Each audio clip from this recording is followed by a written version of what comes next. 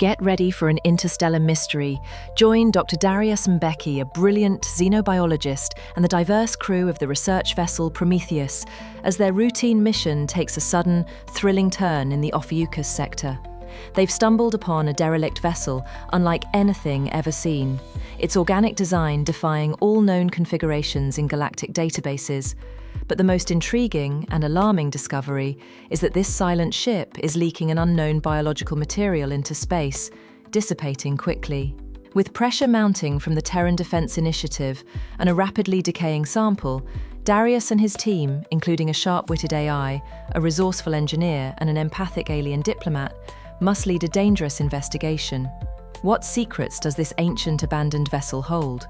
And what could be the true intentions behind the urgent orders to explore it? Prepare for a journey where every discovery deepens the mystery, and the unknown could harbour both wonders and unforeseen dangers. The research vessel Prometheus drifted silently through the Hephaestus sector, its sophisticated sensors constantly scanning the surrounding space for anomalies. Inside the main laboratory, Dr. Darius Mbeki hunched over a digital microscope, humming an old Torlaxian folk song as he carefully manipulated a biological sample. The blue glow from the display highlighted the sharp angles of his face and reflected off his keen, observant eyes. "ARIA, can you increase the magnification by another factor of 10? Darius asked, not looking up from his work. A soft, melodic voice responded from the ship's communication system. "Of course, Dr. Mbeki. Though I should point out this is the 8th time you've examined this particular sample today. You might benefit from what humans call a break."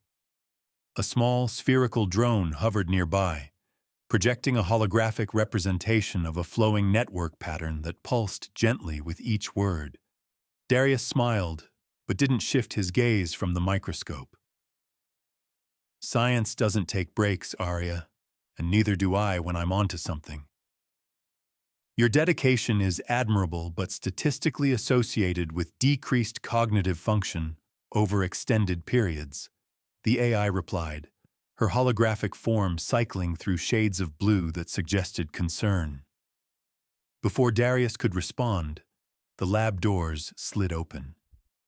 Zara Patel strode in, her wild curly hair barely contained in its practical bun, her fingers already tapping commands into the augmented reality interface wrapped around her wrist. "Darius, you need to come to the bridge. We've picked up something unusual," she said, her voice clipped and professional despite the excitement dancing in her eyes. Darius straightened, rolling his shoulders to work out the stiffness. "Define unusual." "A derelict vessel, not matching any known configuration in our databases," Zara replied. "And it's leaking some kind of biological material into space. Right up your alley, Doctor. Xenobiology." Darius's interest piqued immediately, but he hesitated, glancing back at his current work. "I'm in the middle of cataloging the symbiotic microbes from the Vega 3 specimens. The temporal growth cycle is at a critical phase. I can monitor the samples and maintain optimal conditions," ARIA offered, her drone moving closer to the workstation. "See, your lab assistant has it covered," Zara said, already turning to leave. "Besides, Kvex is about to burst a gill slit with anticipation. You know how Torlaxians get when they sense something new." Sighing, Darius carefully removed his lab coat and hung it on the back of his chair. "Fine. But if those microbes transition before I get back, I'm holding you personally responsible, ARIA." "I shall bear the burden of this responsibility, with all the processing power at my disposal," the AI replied, a hint of humor in her synthetic voice. On the bridge, Kvex stood before the main view screen, his iridescent blue-green skin rippling with patterns of excitement. The tall, amphibious diplomat turned as Darius entered, large eyes blinking in their alien rhythm. "Darius, Your biorhythms feel troubled. Are we interrupting important work? Kvex asked, the gill slits along his neck fluttering slightly. Nothing that can't wait, Darius replied, moving to stand beside his alien colleague. Zara tells me you've found something interesting. Kvex's skin shifted to a deeper blue, indicating intense focus. Indeed, the vessel appears abandoned, yet my empathic sense detects echoes, not current life, but impressions left behind. Something significant happened aboard that ship. Darius turned his attention to the view screen, where the strange vessel hung against the backdrop of stars. Its design was unlike anything he'd seen before. Organic curves blended with geometric precision in a way that suggested an entirely different approach to spacefaring engineering.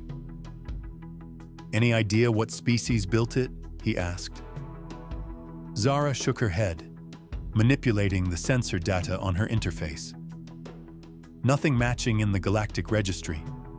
Kvex doesn't recognize it either, which is saying something. The design elements suggest the Nexari collective, Kvex offered, but they vanished from this sector over 300 years ago. Darius studied the readings scrolling across a secondary screen. And you said it's leaking biological material? Some kind of organic compound, Zara confirmed. It's dissipating quickly in vacuum, but the spectral analysis suggests complex proteins. Darius felt a familiar thrill of discovery, but caution tempered his excitement. Unknown biological materials in space rarely meant good news. The last xenobiological outbreak had nearly decimated 3 colonies before being contained. We should notify Earth Central before proceeding, he said, already dreading the bureaucratic entanglements that would follow. This is exactly the kind of situation that requires proper containment protocols and… Actually, Zara interrupted, we received a priority transmission while you were in the lab. The Science Directorate wants us to investigate immediately. She forwarded the message to his personal device. Darius frowned as he read through the official orders, signed by Director Elijah Graves of the Terran Defense Initiative, a name that made his stomach tighten with instinctive distrust. The TDI is involved? This is supposed to be a civilian research mission, Darius protested. The transmission indicates time sensitivity, ARIA interjected, her voice now coming from the bridge systems. The biological material is degrading at an accelerated rate. In approximately 8.4 hours, there will be insufficient sample integrity for meaningful analysis. Darius stared at the mysterious ship, unease growing in his chest. His research was about understanding alien biology, creating knowledge that could bridge worlds, not providing the military with new weapons or defenses. He'd left Earth precisely to avoid becoming entangled in TDI projects. I don't like this, he stated flatly. The TDI doesn't care about scientific discovery unless it has strategic applications. Kvex moved closer, his skin shifting to a calming green-blue pattern. Your concern resonates, Darius.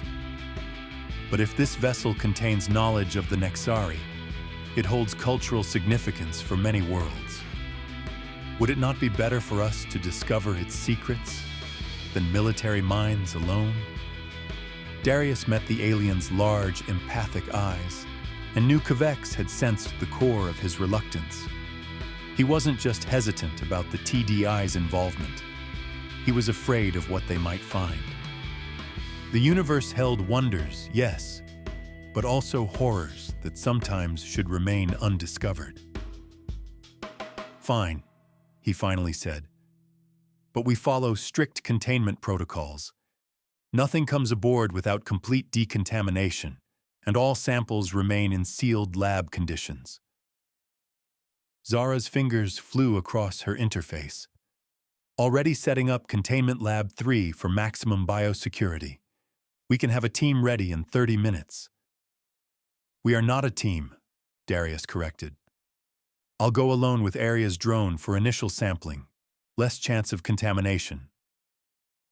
The protocols clearly state, Zara began. I know what the protocols state, Darius cut her off. I helped write them, but this is unknown territory, and I'm not risking anyone else until I know what we're dealing with. Kavex's skin flickered briefly. Your protective instinct is admirable but short-sighted. My species has natural immunities to many biological agents, and Zara's engineering expertise may be needed if vessel systems are involved. Darius looked between his colleagues, recognizing the determination in both their expressions. You're not going to let me do this alone, are you? Not a chance, Zara confirmed with a smile. The statistical probability of success increases by 42.7% with a diverse team approach, ARIA added helpfully. Darius sighed, running a hand over his smooth head. 4 hours. We take samples, document everything, and get out.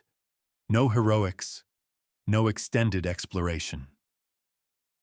As they dispersed to prepare for the mission, Darius lingered on the bridge, studying the alien vessel. Something about its silent presence triggered a primal warning in the back of his mind, a scientist's intuition honed by years of fieldwork on strange worlds. ARIA, he said quietly. Run a full background check on the recent activities of Director Graves and the Terran Defense Initiative. I want to know why they're suddenly interested in abandoned alien ships. That information may be classified beyond my clearance level, the AI responded. Then get creative, Darius said, his voice hardening with resolve. Because I have a feeling we're being used as pawns in someone else's game. As the Prometheus adjusted its course to intercept the derelict, Darius couldn't shake the feeling that they were crossing a threshold from which there would be no easy return.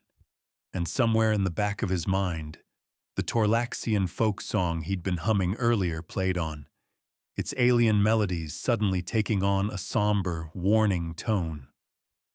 The shuttle hummed quietly as it approached the derelict vessel, now looming large against the starfield.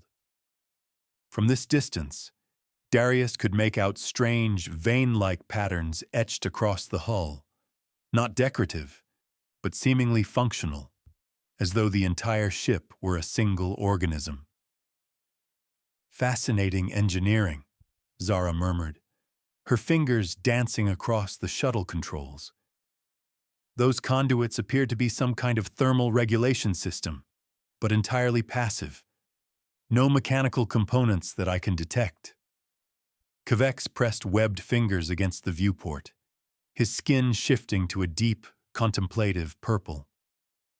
There is sadness here, old pain embedded in the very structure. Darius glanced at the amphibious diplomat. You can sense emotions from a ship. Not precisely, Kavex replied, gill slits fluttering thoughtfully. But all things touched by sentient beings retain impressions. This vessel has witnessed suffering. Very poetic, Zara said. But we're looking at a ship that's been abandoned for who knows how long. Of course it's seen better days. ARIA's drone hovered between them, scanning continuously. I detect a viable docking port matching standard emergency protocols established by the Galactic Concord. Curious, as this design predates those regulations by approximately 273 years, based on material analysis. Someone modified it? Darius noted, unease growing. Recently. The shuttle's communication system crackled to life. Research team, this is Prometheus. We're detecting unusual energy fluctuations from the vessel. Proceed with caution. Acknowledged, Zara replied, then muttered under her breath, as if we were planning to proceed recklessly. As they approached the docking port, Darius triple-checked his environmental suit's seals. The helmet felt claustrophobic. He'd always disliked confined spaces, but the alternative was potentially fatal exposure to unknown biological agents. The docking procedure completed with unexpected smoothness, magnetic clamps engaging with a solid thunk that resonated through the shuttle. "Perfect seal on first attempt," Zara announced with professional pride. "Either I'm getting better at this, or someone really wants us to come aboard." "Neither option is entirely comforting," Darius replied, activating his suit's external collection apparatus. The specialized equipment, designed by Darius himself, could safely gather and isolate biological samples without risk of contamination. Kvex, whose amphibious physiology required a specially modified environmental suit with moisture reservoirs, performed a final check of his equipment. "I sense apprehension, Darius. Your biorhythms are accelerated." "I'm fine," Darius replied curtly. "Let's establish our objectives. We gather samples of the biological material, document the vessel's configuration, and look for any logs or data storage that might tell us what happened here. 4 hours max, then we're out." ARIA's drone bobbed in the air. "I have mapped optimal exploration routes based on energy signatures and probable command center locations." The airlock cycled open with a hiss that seemed unnaturally loud in the tense atmosphere. Beyond lay a curved corridor illuminated only by the emergency lights from their suits and ARIA's softly glowing drone. "Activating supplementary lighting," the AI announced, and the drone projected a wide beam that revealed the true nature of the corridor. Darius heard Zara's sharp intake of breath. The interior walls were lined with a semi-transparent material that resembled amber, and suspended within were what appeared to be cellular structures, enormously magnified and preserved like scientific specimens. "It's like walking through a biological textbook," Darius whispered, professional fascination momentarily overcoming his caution. "These appear to be display panels, not structural elements," ARIA observed. "The cellular formations are representative of various species from this sector, including human." Kvex ran webbed fingers just above the surface of one panel. "A repository of knowledge. The Nexari were known as great catalogers of life."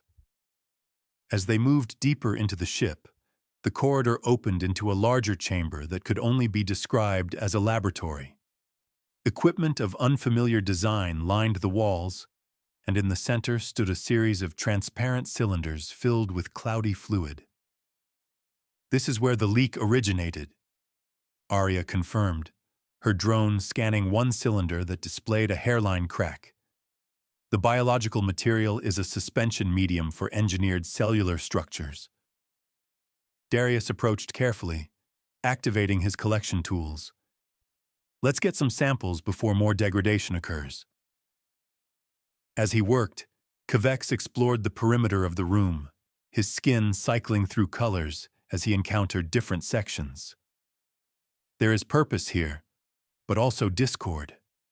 Multiple minds worked in this space, not all in harmony." Zara, meanwhile, had discovered what appeared to be a control interface. "I think I can access their systems. The architecture isn't completely alien to me." "Be careful," Darius warned, focused on collecting microscopic samples of the suspension fluid. "We have no idea what security measures might be in place." "Please," Zara scoffed with confident pride. "I've hacked Quarian encryption during an ion storm. This is older technology, no matter how advanced it was for its time." Her fingers worked across her wrist interface, which projected adapting patterns that interfaced with the alien technology. After several tense minutes, the laboratory illuminated with soft blue light as systems awakened from dormancy. "Got it," Zara exclaimed. "Accessing main database now." Holographic displays flickered to life around the room, showing diagrams of various biological systems, some recognizable, others utterly alien. "ARIA record everything," Darius instructed, moving to examine the displays. "These look like genomic sequencing charts, but with modifications I don't recognize." Kvex had gone still near one particular display, his skin bleached to an alarming pale blue. "Darius, you should see this." The xenobiologist joined his alien colleague and felt a chill run down his spine. The display showed a complex molecular structure that was horrifyingly familiar to anyone with training in xenobiology. "That's a pathogenic recombinator," Darius said quietly. "A tool for engineering biological weapons." "More specifically," ARIA added, her voice unusually somber, "it appears to be a multi-species pathogen with customizable target parameters, similar to the verdant plague that affected the Arcturian systems, but significantly more sophisticated." Zara looked up from her interface. "I'm accessing their mission logs. This vessel, it's called the Nexus Progenitor, was a research ship, but not from the Nexari collective as we thought." "Then who?" Darius asked, though a sinking feeling suggested he already knew the answer. "It was a joint project," Zara replied, her voice tight. "Multiple species collaborating under the direction of the Terran Defense Initiative, Special Projects Division." The room fell silent except for the quiet hum of the awakened systems. "That's impossible," Darius finally said. "The TDI has only existed for 50 years. This ship is centuries old." "The original vessel is," ARIA confirmed, "but the laboratory equipment and these specific research projects date to approximately 42 years ago, based on material degradation patterns and technological markers." Kvex's skin rippled with agitation. The TDI repurposed an ancient vessel for clandestine research, away from scrutiny, away from witnesses. Darius felt a surge of anger and betrayal. "And now Director Graves sends us to investigate, knowing exactly what we'll find. The question is why now?" A sudden alert from ARIA interrupted his thoughts. "I am detecting movement elsewhere in the vessel. Something mechanical has activated." "I thought you said the ship was abandoned," Zara hissed, her hand moving to the utility tool at her belt. "Not a weapon, but better than nothing." "It was. At least, no life signs were detected," the AI responded, her drone pivoting toward a sealed doorway on the far side of the lab. The door slid open with a pneumatic hiss, revealing a darkened corridor beyond. A mechanical whirring grew louder, and then a maintenance drone rolled into view, an outdated model used by Earth corporations decades ago. "A cleaning drone?" Zara said incredulously. But Darius noticed something attached to its upper surface, a small communications array that wasn't part of the original design. "It's not here to clean," he said, backing away. "It's watching us." As if triggered by his words, the drone emitted a shrill alert tone. From its center rose a compact device that Darius recognized with horror as a biological dispersal unit. "Out! Everyone out now!" he shouted. Kvex reacted fastest, using his powerful legs to leap toward the drone. With one swift movement, he brought both webbed hands down on the device, crushing the dispersal unit before it could activate. The impact knocked the drone sideways, its wheels spinning uselessly in the air. "We need to leave," Darius insisted, gathering his collected samples. "Whoever sent that drone knows we're here now." "Wait," Zara urged, frantically working at her interface. "Let me download what I can from their database." This could be our only chance to understand what they were doing here. 2 minutes, Darius conceded, watching as Kvex examined the disabled drone. Then we're gone? Data or no data? Kvex's skin had turned a troubled gray. This drone was programmed to eliminate evidence, and us with it. ARIA's avatar pulsed with rapid calculations. The biological agent in the dispersal unit matches samples from the containment cylinders. It appears to be designed to target specific DNA sequences. Human? Darius asked. No, ARIA replied after a brief analysis. The target sequence doesn't match any species in my database, but the technology is unmistakably derived from TDI research programs. Zara finally disconnected from the alien systems, her face grim. Got as much as I could. Mostly fragmented, but I've accessed personnel files. This wasn't just a TDI project. It was called Protocol Ascension, and it involved multiple agencies, including Graves' Special Projects Division.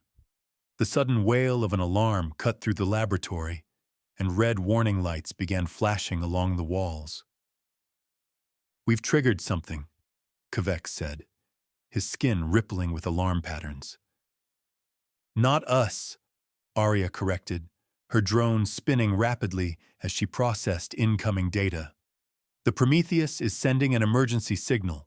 They're under attack. Darius felt his blood run cold.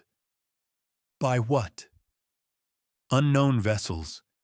2 of them, approaching from the dark side of a nearby asteroid. The Prometheus is taking evasive action. They ran for the shuttle, the once silent corridors of the derelict now pulsing with awakened emergency systems. As they reached the airlock, a violent shudder ran through the entire structure. What was that? Zara asked, bracing herself against the wall. ARIA's drone stabilized itself mid-air. The unknown vessels have fired on this ship as well. Hull breach detected in the aft sections. They're trying to destroy the evidence, Darius realized. And us with it. The shuttle detached from the derelict with emergency protocols, Zara's skilled hands guiding it away just as another blast struck the ancient vessel. Through the viewport, Darius watched as sections of the Nexus progenitor began to break apart, its secrets fragmenting into the void.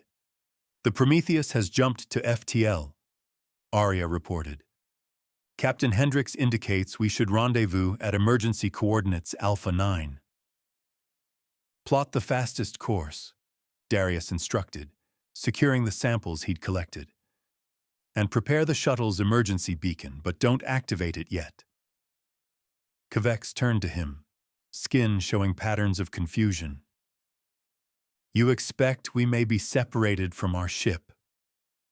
I expect nothing good from this situation, Darius replied grimly. Someone sent us to find that ship, then tried to erase all evidence we were ever there. This isn't over. It's just beginning.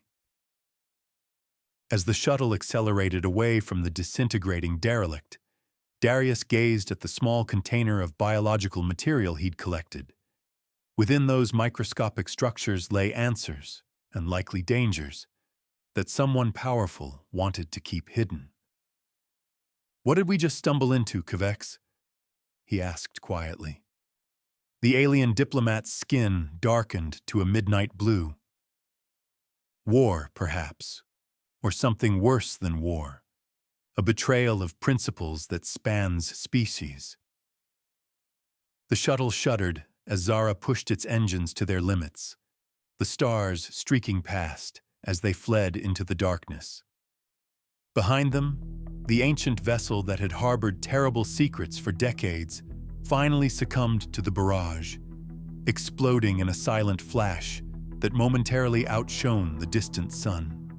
Darius felt the weight of the samples in his hand, evidence of a conspiracy he didn't yet understand, but one that he was now irrevocably part of. His life as a research scientist, carefully insulated from politics and military matters, had just come to an end.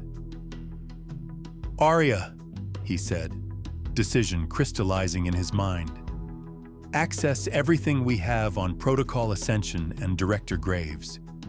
We need to understand what we're facing. That may qualify as treason under certain interpretations of Terran law," the AI pointed out.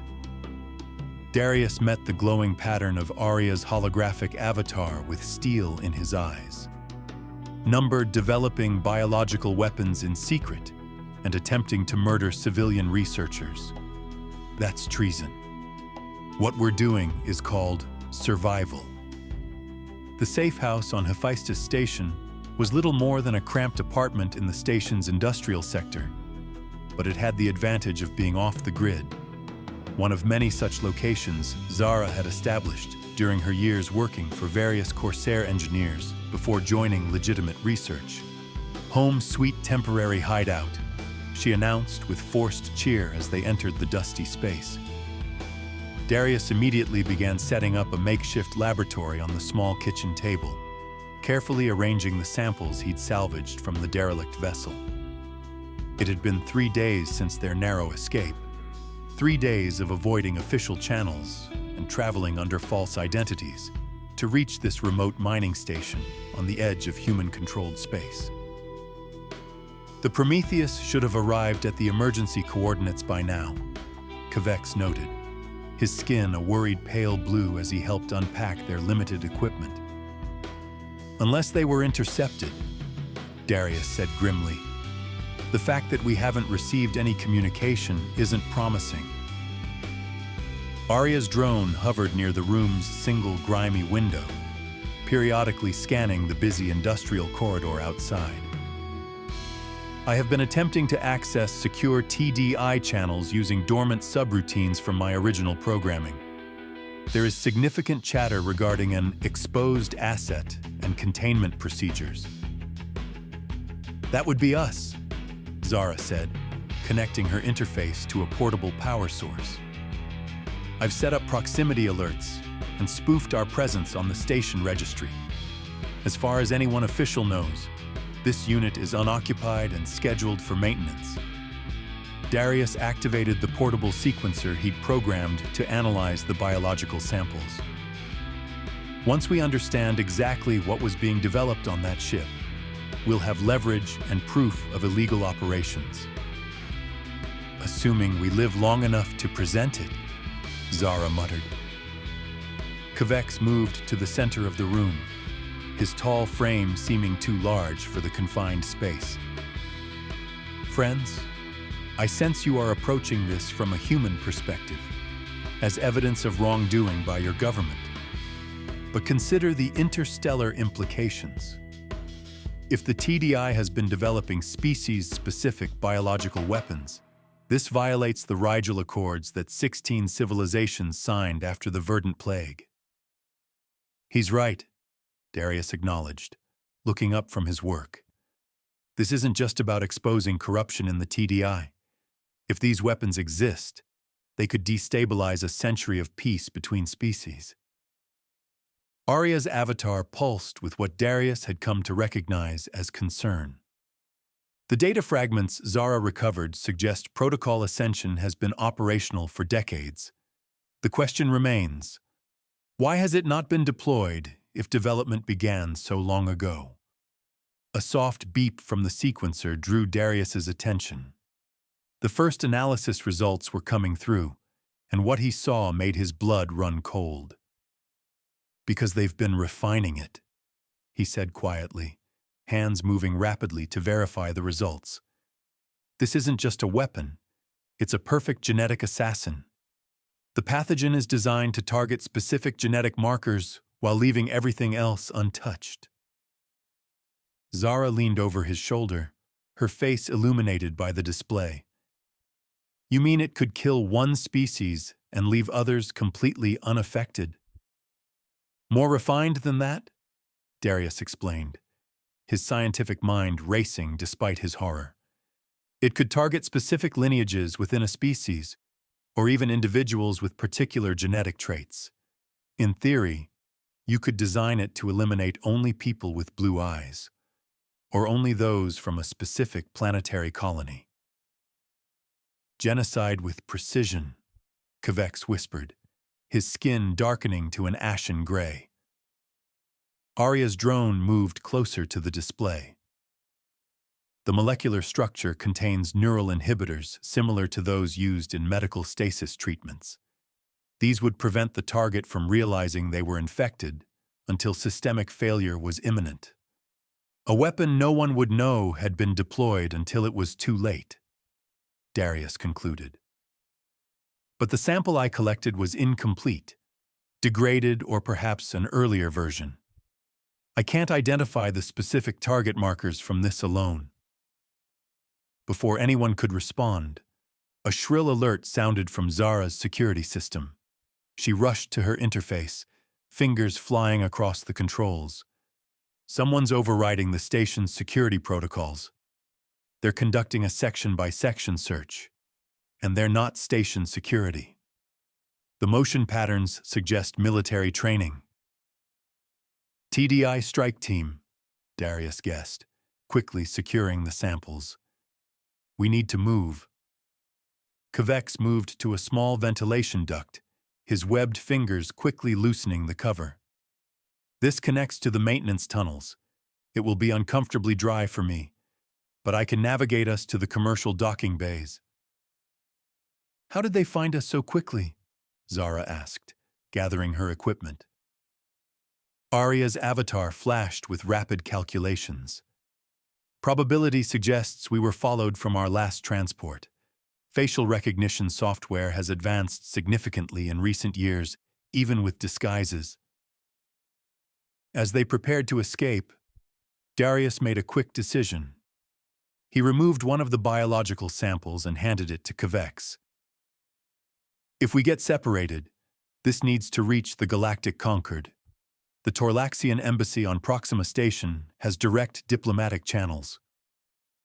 Kvex accepted the sample with solemn gravity, securing it in a hidden pocket of his moisture suit. I will protect it with my life.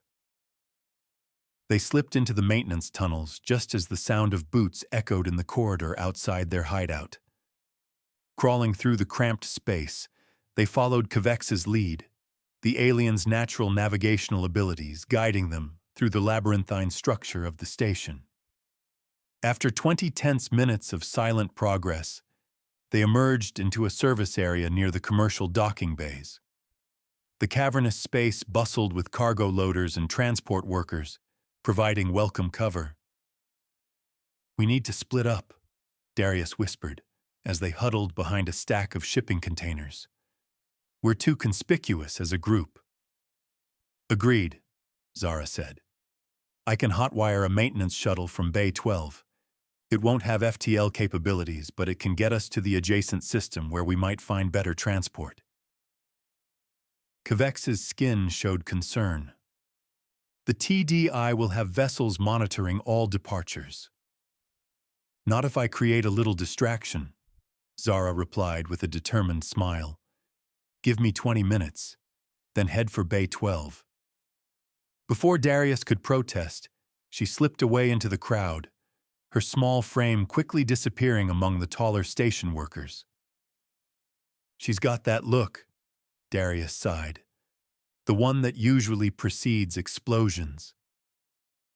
Her biorhythms indicate extreme focus rather than recklessness, Kvex observed. Trust in her skills. They waited in tense silence. ARIA's drone powered down to minimal functions to avoid detection. Exactly 19 minutes later, emergency alarms began blaring throughout the docking area. Red warning lights flashed as a computerized voice announced, "Pressure anomaly detected in Cargo Bay 7. All personnel evacuate immediately." This is not a drill. Workers began rushing toward the exits, creating controlled chaos that would make pursuit more difficult. "That's our cue," Darius said, and they moved toward Bay 12. trying to blend with the evacuating crowd. They had almost reached their destination when Kvex suddenly stiffened, his skin flashing warning patterns. Armed humans approaching from the east corridor. Military formation. Darius glanced around desperately and spotted a cargo loader standing idle.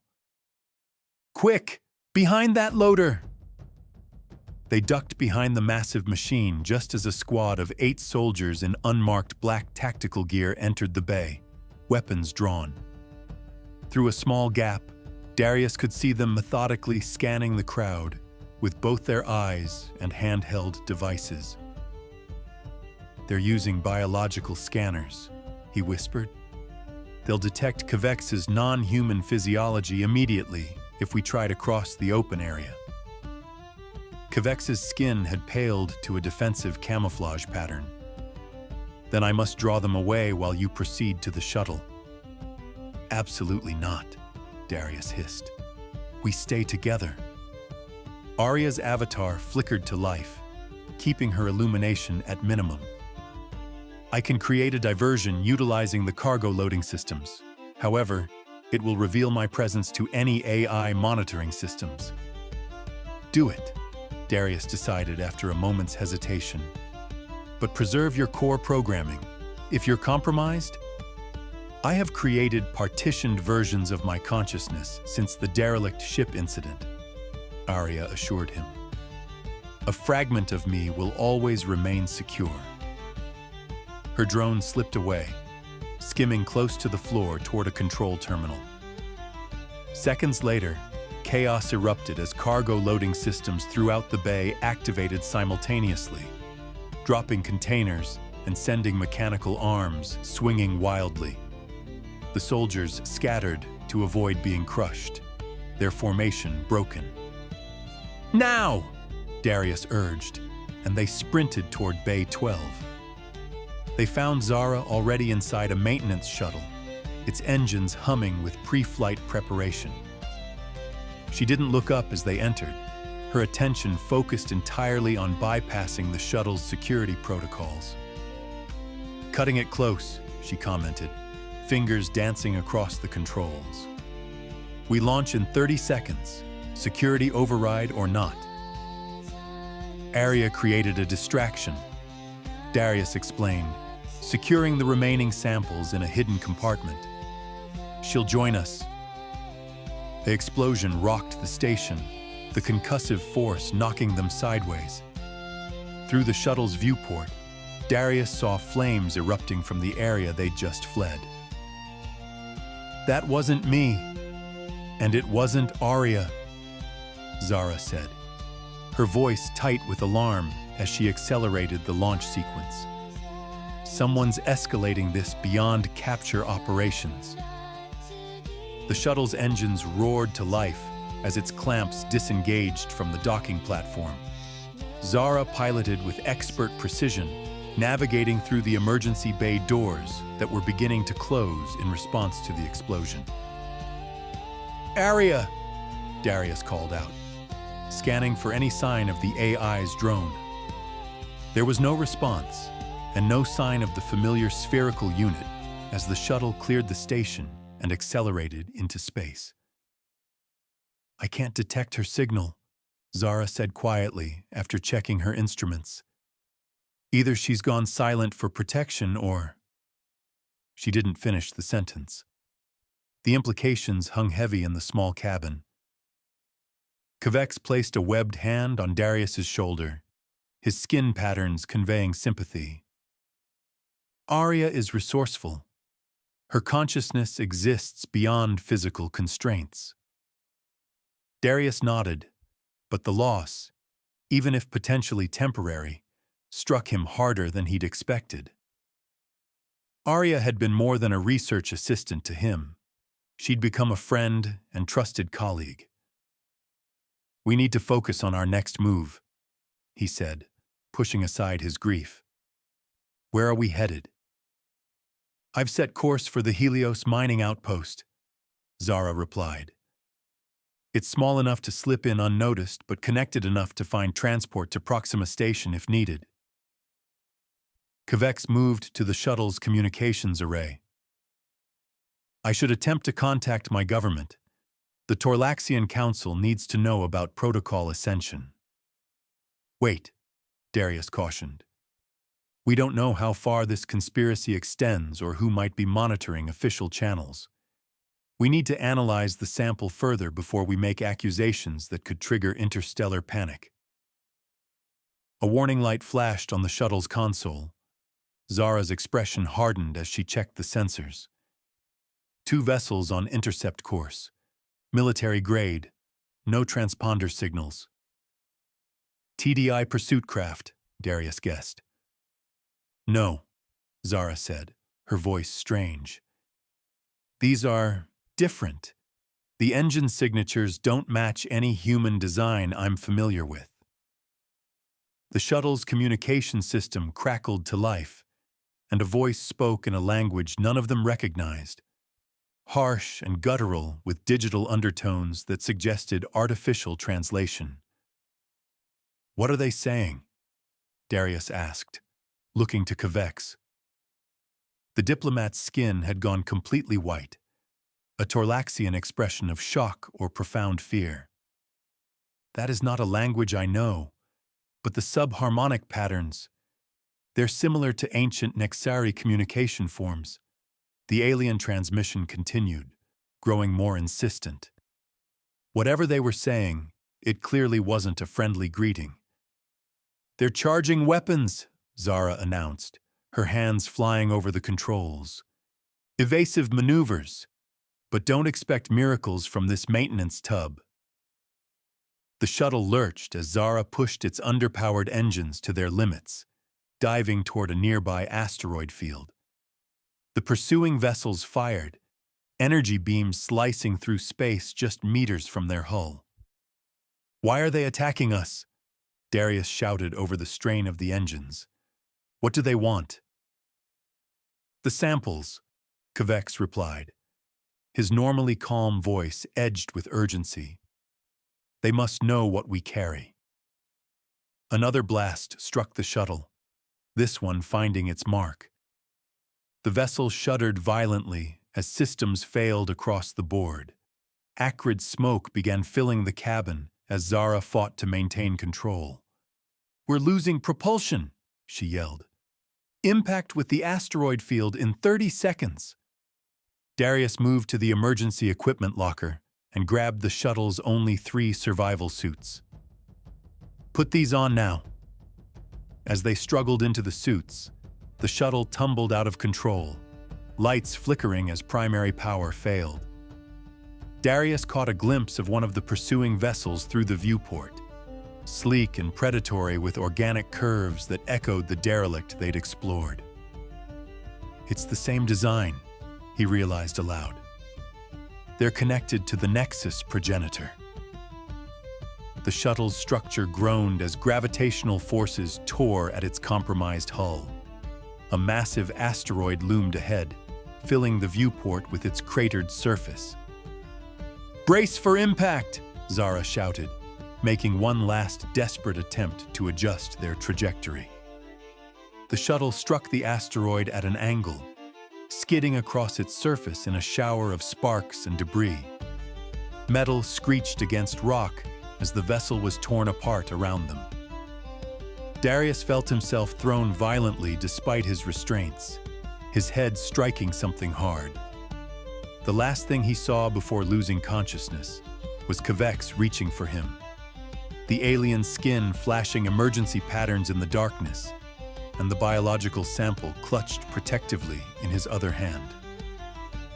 Then everything went black. Consciousness returned in painful fragments. First came the awareness of breathing, his suit's oxygen system functioning despite everything else. Then pain radiating from his left side where something had punctured the outer layer of his suit without breaking the seal. Finally, sound, a rhythmic beeping from his suit's proximity alert. Darius forced his eyes open to witness devastation. He lay half-buried in shuttle debris that had scattered across the asteroid's surface. The airless environment meant no fire, but the destruction was complete. Their vessel reduced to twisted metal and shattered components. Zara? Kvex? He called over the suit's communication system, pushing himself upright with effort. For several agonizing seconds, there was no response. Then, "Here, damaged but functional." Kvex's normally melodic voice was strained. Darius activated his suit's external lights and scanned the wreckage. He spotted Kvex about 20 meters away, partially pinned beneath a section of the shuttle's hull. The alien suit showed multiple breach warnings, but the self-sealing technology appeared to be holding. "Zara?" Darius called again, desperation creeping into his voice as he made his way across the asteroid's low-gravity surface to Kvex. "Life signs detected approximately 45 meters southwest of your position," Kvex reported, his suit's enhanced sensory system still functional. Faint, but present. Together, they freed Kvex from the debris and made their way toward Zara's signal. They found her unconscious, but alive. Her suit remarkably intact, thanks to her position in the shuttle's more heavily shielded pilot seat. As Darius administered emergency medical treatment using his suit's limited resources, Kvex scanned their surroundings. "The pursuing vessels are maintaining orbit around the asteroid field," the alien reported. "They appear to be conducting a methodical search pattern." "Looking for survivors or making sure there aren't any?" Darius asked grimly. "Unknown. But they have not yet detected our life signs, suggesting the asteroid's mineral composition may be interfering with their sensors." Zara groaned, regaining consciousness.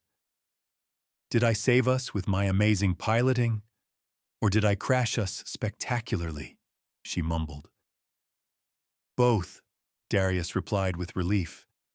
"You got us to the asteroid field, which is currently hiding us from whoever is trying to kill us. So we're alive but stranded on an airless rock with hostile ships hunting us," she summarized, wincing as she tested her limbs for injury. "Not my best day." "I have managed to preserve one sample," Kvex said, showing the container secured to his suit. "And my emergency beacon is functional, though I hesitate to activate it given our pursuers." Darius helped Zara to her feet, the low gravity making the task easier despite his injuries. "We need to find shelter, someplace where we can regroup and assess our options." "Scan shows a deep fissure approximately 200 meters north," Kvex offered. "It may provide both concealment and protection from radiation." They made their way slowly across the asteroid's surface, each step carefully measured in the treacherous low gravity. The fissure proved deeper than expected, descending at least 50 meters into the asteroid's interior. "This is odd," Zara said as they carefully climbed down. "These marks along the walls, they're too regular to be natural." Darius examined the pattern she indicated. Perfectly parallel grooves cut into the rock at regular intervals. "Someone's been here before us." As they descended further, the evidence of artificial modification became undeniable. The fissure opened into a small chamber that had clearly been carved out deliberately, its walls smooth and floor-leveled. "It appears to be an abandoned mining operation," Kvex observed, examining technical markings etched into one wall. "But not human in origin." "Can you read this?" Darius asked, gesturing to symbols that resembled no language he recognized.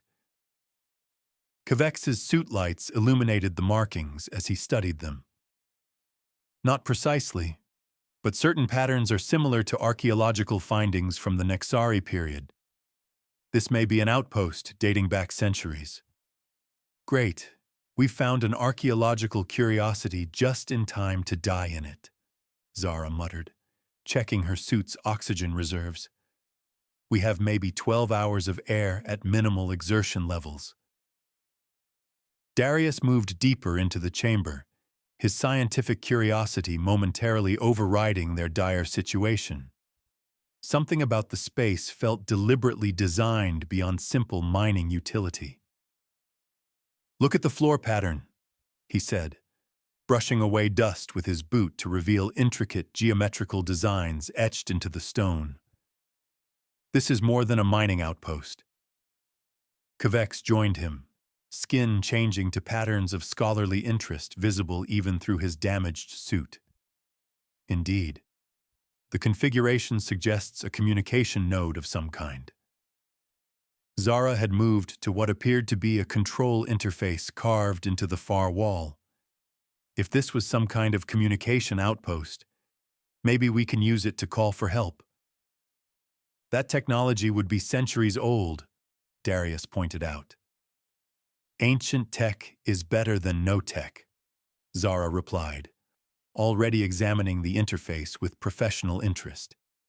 "And you'd be surprised how many fundamental engineering principles remain constant across millennia." As Zara worked, Darius carefully removed the biological sample from Kvex's safekeeping. His suit included basic analysis tools, nowhere near as sophisticated as a proper lab, but enough to continue studying the pathogen structure. "If we can identify exactly what species this weapon targets, we might understand who's after us and why," he explained, setting up the portable analyzer.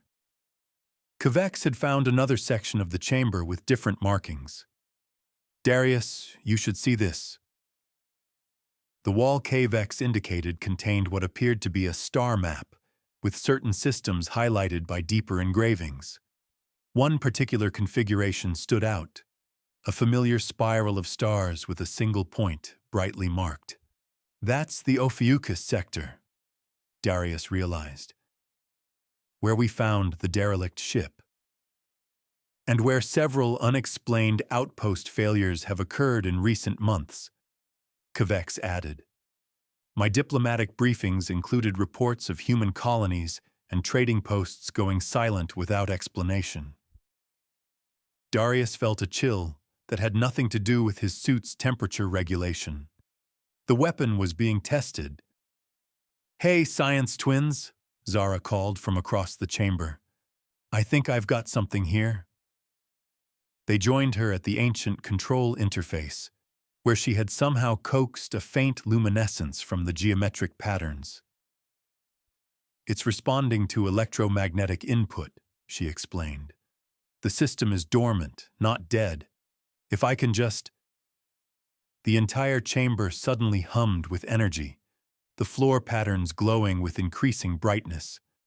The walls themselves seemed to shift, revealing previously invisible seams and panels. "What did you do?" Darius asked, alarmed. "Basic power cycling technique," Zara replied, though her voice held a note of surprise. "I didn't expect it to work this well."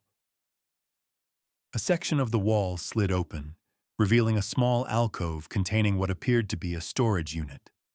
Inside, perfectly preserved, sat a crystalline device unlike anything they had seen before. "Is that Nexari technology?" Darius breathed. Kvex approached carefully, his trained diplomatic caution evident in his movements. "It appears consistent with artifacts described in historical records, yes." Zara reached for the device, but Kvex gently blocked her hand. "With respect, engineer, unknown alien technology after thousands of years of dormancy requires particular caution." As if responding to his words, the crystal began to glow from within, pulsing with a rhythm that seemed almost alive. "It's scanning us," Darius realized, noting how the light intensified when directed toward each of them in turn. When the light touched the biological sample in Darius's hands, the crystal's glow turned from blue to an angry red, and a projection appeared in the center of the chamber. A three-dimensional map of the Ophiuchus sector, with dozens of points marked in the same angry red. "Those are colonies and outposts," Kvex said quietly, "both human and non-human." Another projection appeared, a molecular structure that rotated slowly in the air before them. It matched the pathogen sample they carried, but with additional components that Darius hadn't been able to identify in his limited analysis. "It's showing us the complete weapon," he said, scientific fascination mixing with horror. "The finished version." The crystal pulsed again, and a third projection appeared, a humanoid figure that began speaking in the same harsh language they had heard from the pursuing vessels. "I don't understand," Darius began, but Kvex raised a hand for silence, his skin showing patterns of intense concentration. "The syntax patterns. I can interpret some of this," the diplomat said. "It's a warning, something about the ascension and the cleansing cycle." The projection continued, showing scenes of devastation across various worlds, some human colonies, others alien outposts. In each case, the population appeared to simply collapse, with no signs of external attack. "The pathogen," Darius whispered. "It's already being deployed." Zara had gone pale within her helmet. "But who's deploying it? The TDI, those ships that attacked us?" The final projection showed a familiar face that made Darius's blood run cold. Director Elijah Graves of the Terran Defense Initiative, standing alongside a being that resembled the holographic figure that had been speaking. The alien was tall and gaunt, with elongated limbs and a head that seemed too large for its body. "A Nexari," Kvex breathed. "But they disappeared centuries ago." "Or went into hiding," Darius suggested, mind racing. "What if they didn't vanish? What if some faction has been working in secret all this time?" "Working with humans?" Zara questioned. "With the TDI?" The crystal pulsed one final time, and the projections vanished. In their place appeared a single symbol that Kvex recognized immediately, his skin blanching to pure white. "That is the emblem of the Nexari purification doctrine," he said, voice solemn. "An extremist philosophical movement believed to be extinct. They held that certain evolutionary paths were mistakes, impurities in the cosmic order that needed correction. "Genetic purifiers," Darius translated grimly, "working with elements in the TDI to develop weapons that could selectively eliminate entire populations." A sudden tremor shook the chamber, dust falling from the ceiling as the asteroid seemed to shift around them. "They've found us," Zara said, checking her suit's external sensors. "Energy readings consistent with mining lasers cutting through the asteroid's surface." The crystal's glow intensified, and to their shock, it detached from its housing and floated toward Darius. Before he could react, it attached itself to his suit, integrating with the material in a way that should have been impossible. "What's happening?" he gasped, fighting the instinct to tear it away. "It's bonding with your suit systems," Zara observed, reading the diagnostic display. "Power levels rising, oxygen being generated. It's helping us?" Another, stronger tremor shook the chamber. Chunks of ceiling began to break loose, forcing them to dodge falling debris. "We need to move," Kvex urged. "They will reach this chamber within minutes." "To where?" Zara demanded. "We're on an airless rock with no ship and hostile forces cutting their way to us." The crystal pulsed against Darius's chest, and suddenly a new pathway illuminated at the back of the chamber, a tunnel that hadn't been visible before, its walls glowing with the same blue light as the crystal. "I think we just got our answer," Darius said. Either we trust this ancient alien technology, or we wait for whoever is cutting through the asteroid to find us. Ancient alien technology it is, Zara decided immediately. They entered the tunnel just as another violent tremor threatened to collapse the chamber entirely.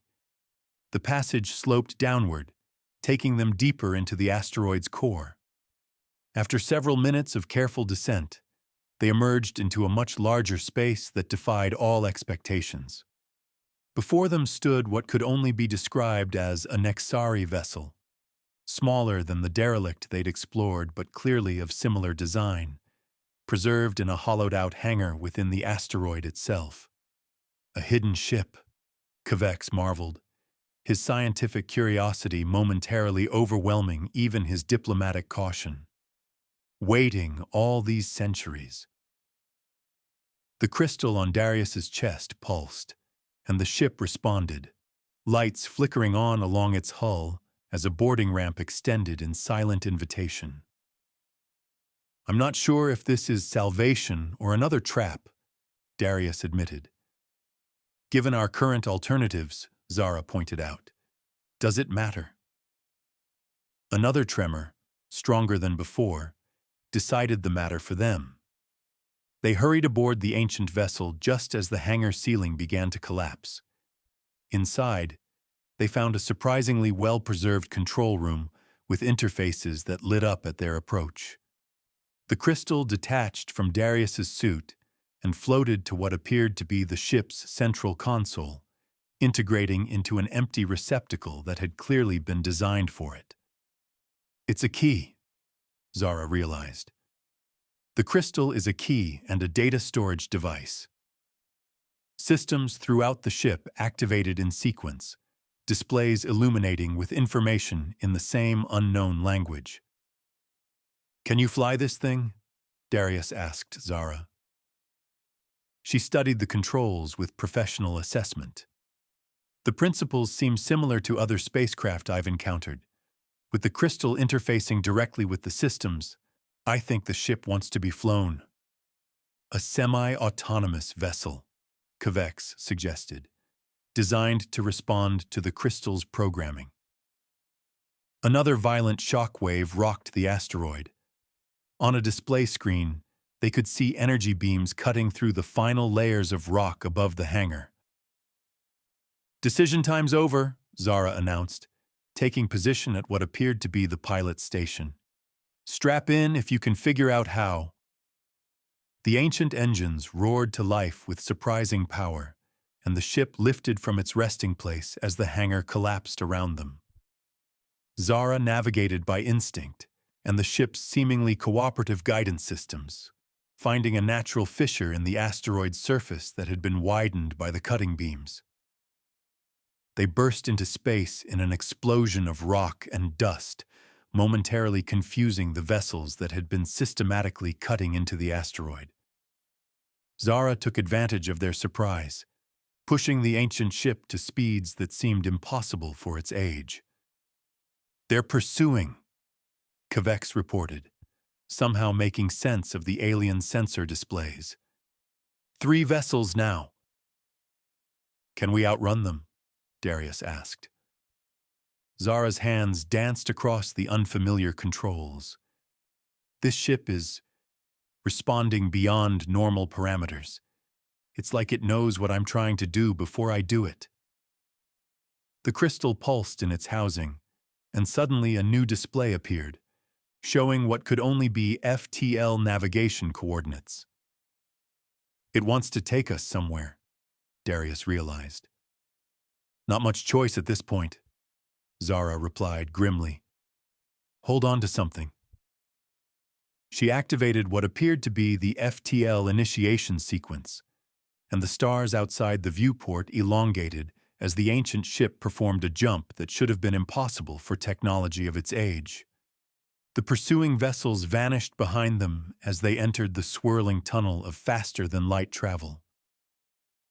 In the sudden quiet that followed, they looked at each other with the stunned expression of survivors who couldn't quite believe they were still alive. What just happened? Zara finally asked. Did an ancient alien artifact just save us by giving us a dormant spaceship? I believe, Kvex said, with the measured tone of a diplomat trying to make sense of an unprecedented situation, that we have been chosen as messengers. The crystal pulsed in apparent agreement, and new information appeared on the central display.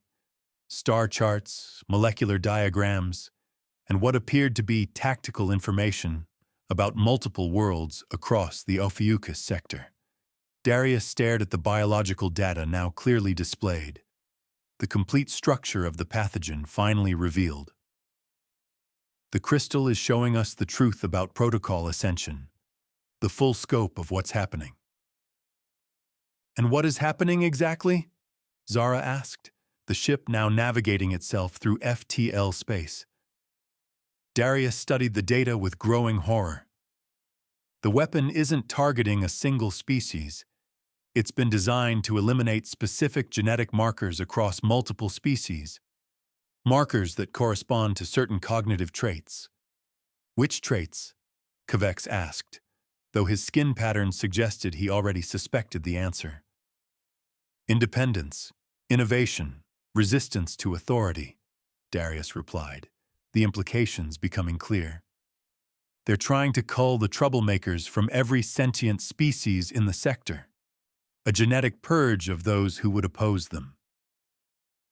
The crystal pulsed again, confirming his analysis with additional data about infection patterns already emerging on multiple worlds.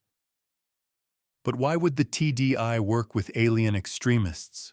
Zara wondered. That goes against everything they claim to stand for. Power, Kvex suggested, his diplomatic experience evident in his analysis. Director Graves and his allies provide the Nexari faction access to modern facilities and research. While the Nexari provide advanced technology, the TDI couldn't develop independently. And together they reshape the sector in their image, Darius concluded. A cleansed population that follows orders without question, regardless of species. The FTL drive suddenly disengaged, and they found themselves in an unfamiliar star system, approaching a small, unassuming moon orbiting a gas giant. Where are we? Zara asked, checking the navigation systems. The crystal projected a new hologram, showing the moon's surface and then focusing on a specific location where energy signatures pulsed beneath the crust. Another Nexari outpost, Kvex guessed, perhaps one not corrupted by extremist ideology. As the ship began its descent toward the lunar surface, Darius studied the biological data once more, his scientific mind racing ahead to the obvious question.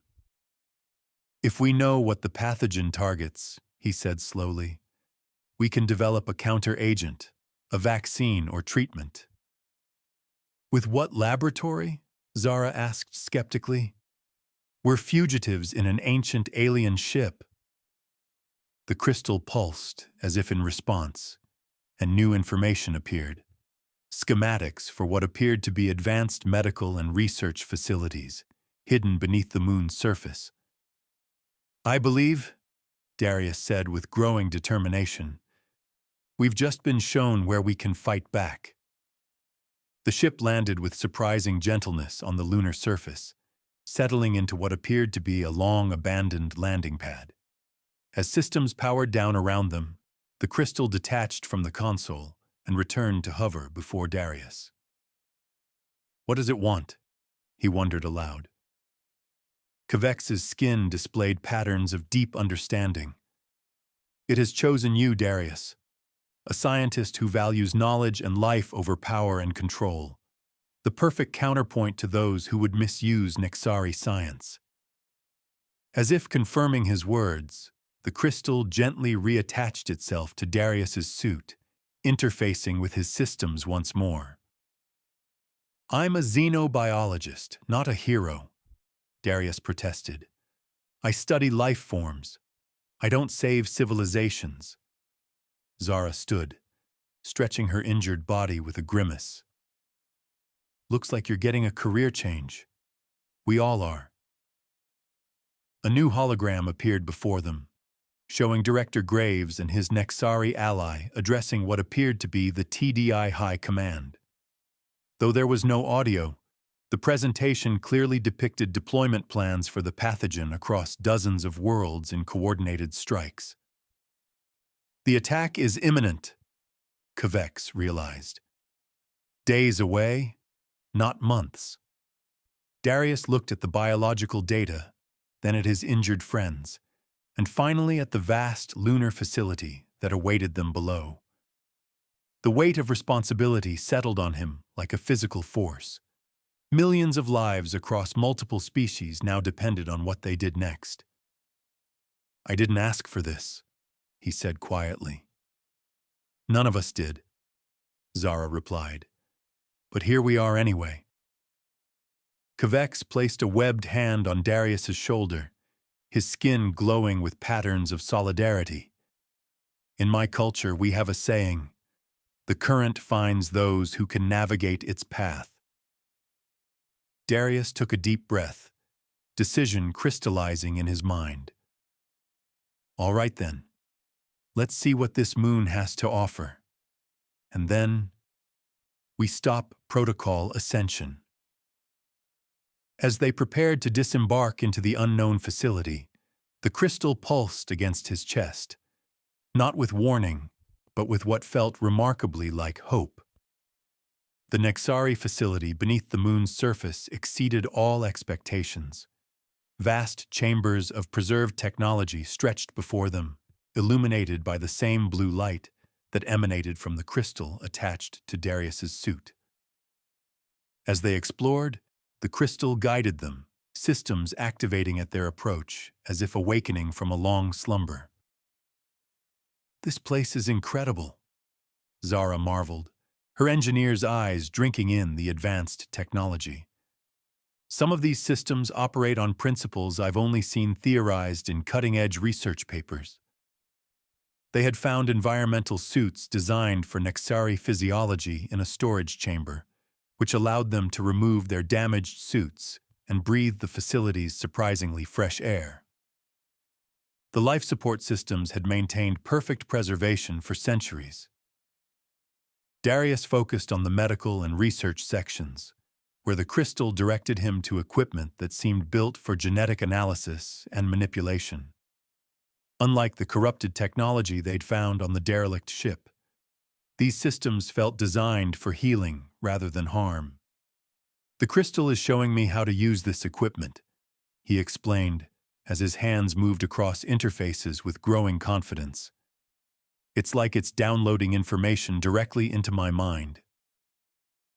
Kvex observed with diplomatic caution. "Be careful, Darius. Even benevolent technology can overwhelm human neural pathways." "I'm fine," Darius assured him, though the constant flow of information did create a strange pressure behind his eyes. "This information is critical. The pathogen they've developed is more sophisticated than I initially thought." He pulled up holographic displays showing the molecular structure of the weapon. "It targets genetic markers linked to neurological patterns, specifically those associated with questioning authority, creative problem-solving, and resistance to group pressure." "They're trying to create compliant populations," Zara said, her voice tight with anger. "Docile workers and soldiers who follow orders without question." "Precisely," Darius confirmed. "And it's designed to trigger a cascading effect. Those infected become carriers who can spread modified versions to others. A single deployment could affect an entire planet within weeks." Kvex's skin had darkened to concerned blue-green patterns. "Have outbreaks already begun?" Darius nodded grimly. "According to the data I'm accessing, test deployments have been conducted at remote outposts across the Ophiuchus sector, officially recorded as unspecified contagions or environmental failures." The crystal pulsed, and new information appeared. A timeline showing coordinated deployment scheduled to begin in 5 standard days, targeting major population centers across 17 worlds, including Earth colonies and alien homeworlds. We need to warn people, Zara insisted. Broadcast everything we know to every comm channel in the sector. And be dismissed as terrorists or cranks? Darius countered. We need proof and a solution before we go public. The Torlaxian Council would listen, Kvex suggested. My diplomatic credentials remain valid. And alert Graves that we survived, Darius pointed out. No, our first priority has to be developing a counter-agent, something that can neutralize the pathogen and protect against infection. He turned back to the equipment, the crystal guiding his hands as he began analyzing the biological samples they'd recovered. Hours passed as he worked, losing himself in the scientific challenge despite exhaustion and injury. Zara focused on understanding the facility's communication systems, hoping to find a way to broadcast a warning when the time came, while Kvex explored the vast archives, searching for historical context that might help them understand their Nexari allies and enemies. 3 days later, Darius emerged from the laboratory, haggard but triumphant. I've got it, he announced to his equally exhausted colleagues. A neutralizing agent that targets the pathogen's replication mechanism without affecting normal cellular function. Zara looked up from the communication array she'd been reconfiguring. You've created a cure? More of a vaccine and treatment combined, Darius explained. It can prevent infection in healthy individuals and halt progression in those recently exposed. The crystal helped me adapt Nexari medical technology to accelerate the development process. Can it be mass-produced?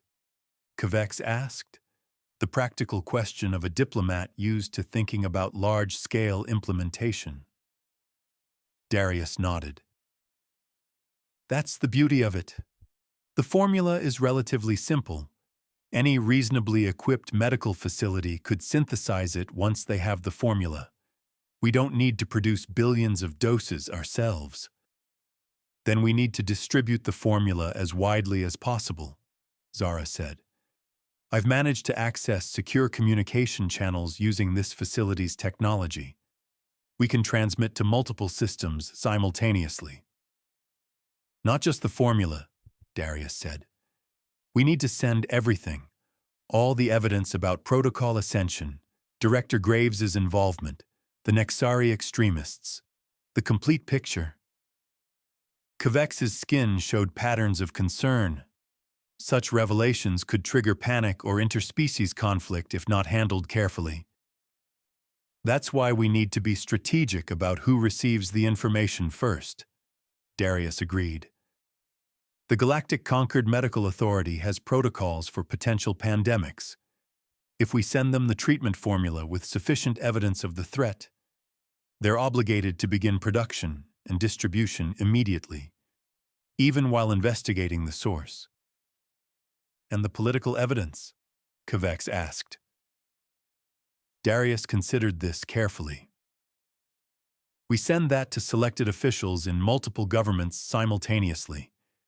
People with the authority to act, but without direct ties to the TDI. We can use the Nexari archives to identify suitable candidates. I've found something else we should send, Kvex said, bringing up data from his research in the archives. Historical records proving that the Nexari extremists were exiled from their own civilization before its decline. The faction working with Graves represents a philosophy rejected by mainstream Nexari culture. That could help prevent anti-Nexari sentiment, Darius acknowledged. Good thinking. As they finalized their transmission plans, a warning alarm suddenly blared throughout the facility. The crystal pulsed urgently against Darius's chest. What's happening? He asked, though in some strange way, he already knew the answer. Zara rushed to check the sensor displays. Multiple ships entering the system. Configuration matches those that attacked us at the asteroid field. They've found us, Kvex said quietly. How? Darius demanded. This facility has been hidden for centuries. The crystal, Zara realized. When it activated fully, it must have generated an energy signature they could track. We've been working so intensely we didn't consider the possibility. The facility's automatic defenses began to activate, ancient systems powering up to protect against the approaching threat. How long until they land? Darius asked. 30 minutes, maybe less, Zara estimated. The defenses will slow them down, but not stop them indefinitely. Darius made a rapid decision. We transmit now, everything we have, to every contact we've identified. Zara, how quickly can you send the complete package? The primary data will take about 20 minutes to upload into the transmission buffers, she replied, already moving to the communication station. The facility's systems are powerful but ancient. Do it, Darius ordered. Kvex and I will prepare the ship for emergency departure. We may need to draw them away from here once the transmission is complete. As they rushed to implement their plan, Darius felt the crystal pulse with increasing urgency. Impulsively, he placed his hand over it. What are you trying to tell me? In response, a new hologram appeared, showing a secondary facility deeper beneath the surface, accessible through a passage they hadn't yet explored. There's more here, he realized. Something important. Kvex joined him, studying the hologram. A power core of some kind? The design is unlike anything in the archives I reviewed. We don't have time for exploration, Zara called from the communication station. Transmission initiating now. 18 minutes to completion. Darius felt torn between the urgency of their escape and the crystal's insistent pulsing. Kvex, finish preparing the ship. I need to check this out. Darius! Kvex began, his skin showing warning patterns. 5 minutes, Darius promised. If I'm not back, leave without me once the transmission is complete. Before either of his friends could protest further, he followed the crystal's guidance down a spiraling passage that led deeper beneath the lunar surface. The passage opened into a chamber unlike any they had explored so far. A perfect sphere with a smaller crystalline sphere suspended at its center, pulsing with the same blue light as his crystal. What is this? He whispered, approaching the central sphere with scientific caution. The crystal detached from his chest and floated toward the larger sphere, orbiting it slowly before reattaching itself to a receptacle on its surface. The moment the connection was made, the entire chamber illuminated with brilliant light, and Darius found himself surrounded by holographic data streams more complex than anything he'd seen before. A voice spoke directly into his mind, not in words exactly, but in concepts and images that his brain interpreted as communication. Preserver, you have brought the key of remembrance back to the Nexus core. Who are you? Darius asked aloud, though he sensed the entity could perceive his thoughts directly. I am the custodian, the last uncorrupted consciousness of what you call the Nexari collective. The Nexari aren't extinct, Darius realized. You're still here, preserved in this technology. Not preserved, transcended. We chose to evolve beyond biological limitation while retaining our connection to the physical realm through technology. Those who pursue you, the purifiers, rejected this path, believing it corruption of our true nature. Darius struggled to process the implications. And the TDI? Director Graves? How did they become involved? The purifiers found them. Humans whose ambition and fear made them susceptible allies. They offered knowledge and power in exchange for assistance rebuilding their biological forms and developing weapons to reshape the galaxy to their vision of purity. The pathogen, Darius said. Yes, a perversion of technology we developed to heal and elevate consciousness. The purifiers believe that by eliminating independent thought, they create harmony. In truth, they create only stagnation and eventual extinction. We've developed a counter-agent, Darius explained. We're transmitting it now, along with warnings about the purifiers' plans. A temporary solution. The purifiers will adapt, create new weapons. They have pursued their goal for millennia. The chamber shuddered as distant explosions reached them. The purifiers' forces had begun their assault on the facility. "We're out of time," Darius said urgently. "What do you need me to do?" "The key you carry can initialize the Nexus Core's defensive protocols, not merely for this facility, but across all our remaining outposts, a network that can detect and neutralize the pathogen wherever it appears." "You want me to activate ancient alien technology that will affect multiple star systems?" Darius asked, scientific caution warring with desperate necessity. "I don't have the authority to make that decision." "Who does?" the custodian questioned. "Those who would use our knowledge to enslave minds? Those who would stand by while millions suffer? You were chosen, Preserver, because you seek knowledge for understanding, not dominance." Another explosion. Closer this time. Darius's communicator crackled with Zara's voice.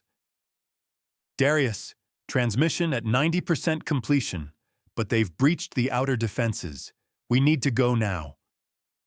"Choose, Preserver," the custodian urged.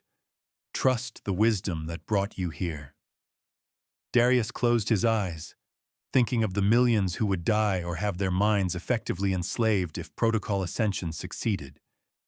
He thought of his research, always guided by the principle of understanding life, not controlling it.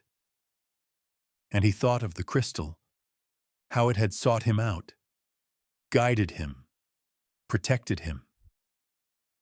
"What will happen if I activate the core?" he asked. "The Nexus network will awaken. The pathogen will be neutralized wherever it has been deployed, and the purifier's technology will be reset, their advantage removed. Will it hurt anyone? Innocent people? Number our technology recognizes life's sanctity. It targets only that which threatens consciousness itself." Darius made his decision. "Show me how to activate it."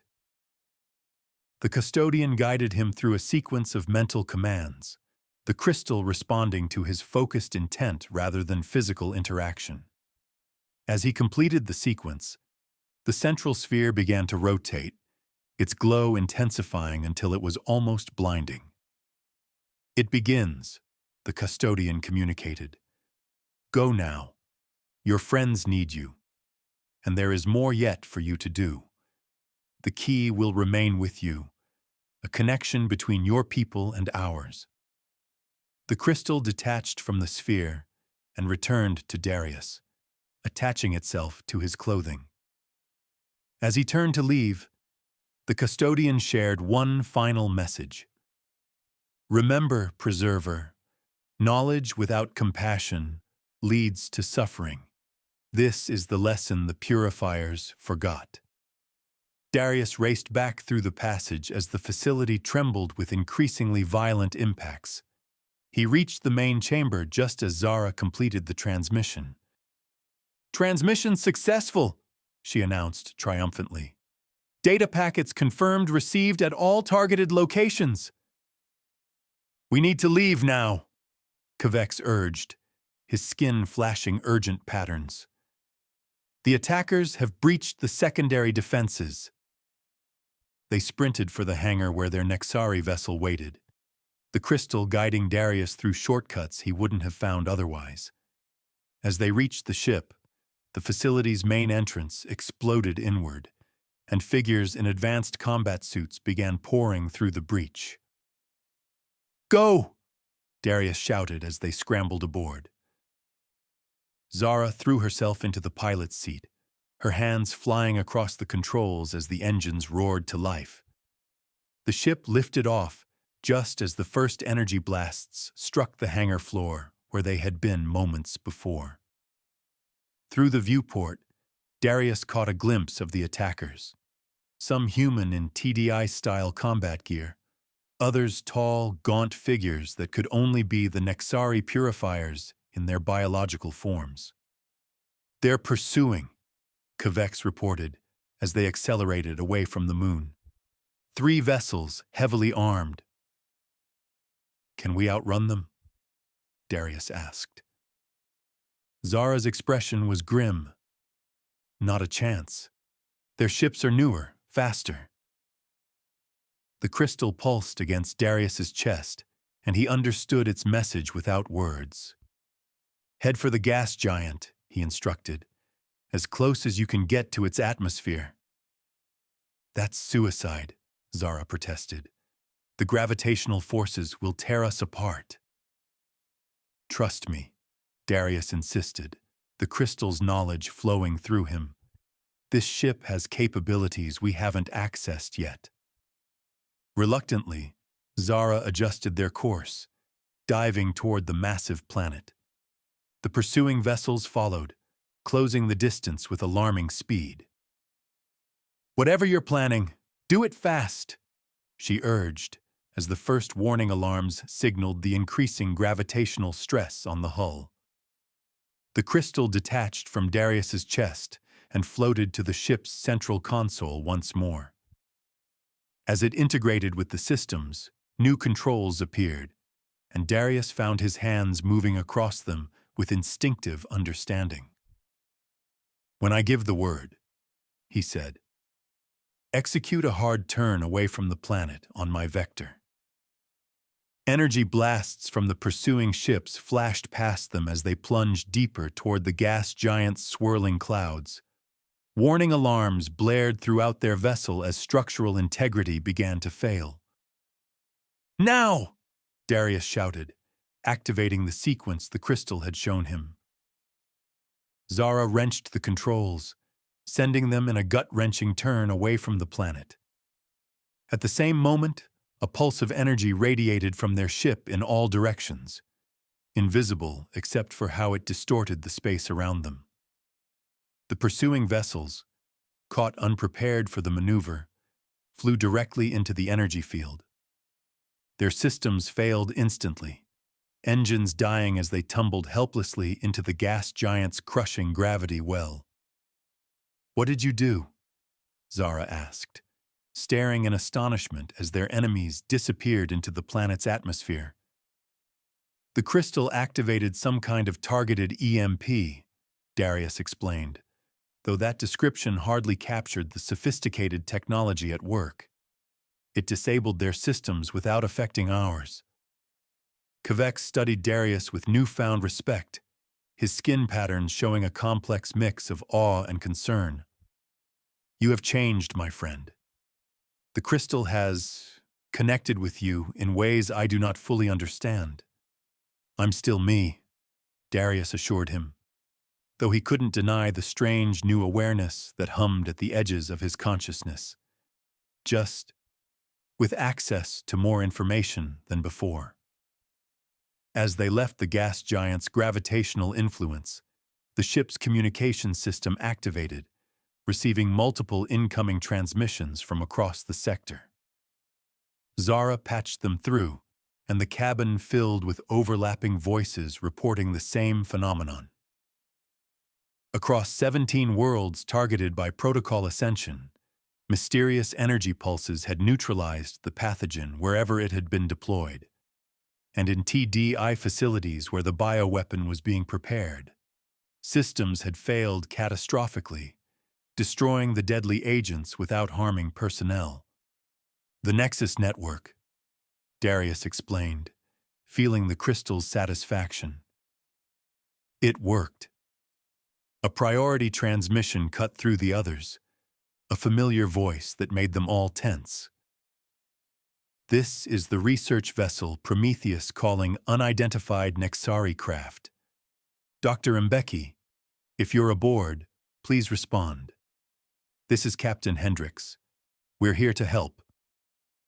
They exchanged uncertain glances. It could be a trap, Zara warned. The crystal pulsed once, and Darius understood its assessment. No, they're genuine. The Prometheus escaped the initial attack and has been searching for us. He accepted the transmission. Captain Hendricks, this is Dr. Mbeki.